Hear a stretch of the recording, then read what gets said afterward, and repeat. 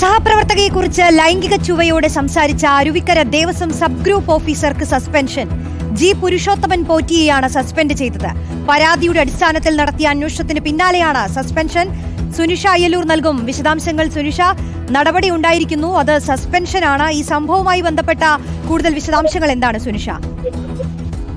Roshni, Aruvikkara Devaswom sub group ഓഫീസറായിട്ടുള്ള ഈ പുരുഷോത്തമൻ പോറ്റിയും അരുവിക്കര ദേവസ്വത്തിന്റെ തന്നെ തകില്ലാവണം ജീവനക്കാരനായ മധുവും തമ്മിലുള്ള സംഭാഷണത്തിലാണ് ഇത്തരമൊരു പരാമർശം ഉണ്ടായിരിക്കുന്നത്. അതായത് ഇവരുടെ സഹപ്രവർത്തകയെ കുറിച്ച് പറയുന്നതാണ്, ഈ ഫോണിലൂടെ പറയുന്നതാണ്. അതിൽ ലൈംഗിക ചുവയോടെ സംസാരിച്ചു എന്നതാണ് പ്രധാനപ്പെട്ട കാര്യം. ഈ വിഷയത്തിൽ ഈ സഹപ്രവർത്തക പ്രസിഡന്റിന് പരാതി നൽകിയിരുന്നു. അതിന്റെ അടിസ്ഥാനത്തിൽ വിജിലൻസ് വിഭാഗത്തോട് അന്വേഷണം ആവശ്യപ്പെടുകയും ചെയ്തിരുന്നു. അത്തരത്തിൽ അന്വേഷണം നടത്തിയതിലാണ് ഇരുവരും തമ്മിലുള്ള സംഭാഷണത്തിൽ സഹപ്രവർത്തകയെ കുറിച്ച് ലൈംഗിക ചുവയോടെ സംസാരിച്ചിട്ടുണ്ട് എന്ന് കണ്ടെത്തിയിരിക്കുന്നത്. അത് ഗുരുതരമായ തെറ്റാണ് എന്നതുകൂടി കണ്ടെത്തിയിട്ടുണ്ട്.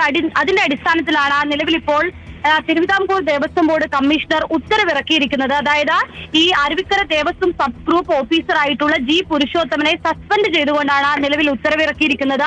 ഇരുവരും ചെയ്തിരിക്കുന്നത് ഗുരുതരമായ തെറ്റാണ്. അത്തരത്തിൽ ഈ ആരോപണങ്ങൾക്ക് അതീവ ഗുരുതരമായ സ്വഭാവമുണ്ട്. അതുകൊണ്ട് തന്നെ സസ്പെൻഷനിൽ തുടരണം എന്നുള്ളതാണ് നിലവിൽ അറിയിച്ചിരിക്കുന്നത്. റോഷ്നി, ശരി, സുനിഷയാണ് വിശദാംശങ്ങൾ നൽകിയത്.